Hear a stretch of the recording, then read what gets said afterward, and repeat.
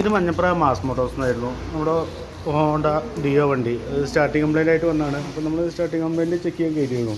അപ്പോൾ starting complaint കാണിച്ചത് അതിൽ കിടക്കുന്ന പ്ലഗിൻ്റെ കംപ്ലൈൻ്റ് ആയിരുന്നു. Starting complaint.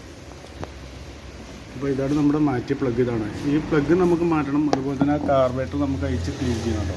കാർബറേറ്റർ ക്ലീൻ ചെയ്യണം. വണ്ടി സ്റ്റാർട്ടിങ് ആയി കഴിഞ്ഞപ്പോൾ ഒരു മിസ്സിങ് കാണിക്കുന്നുണ്ട്.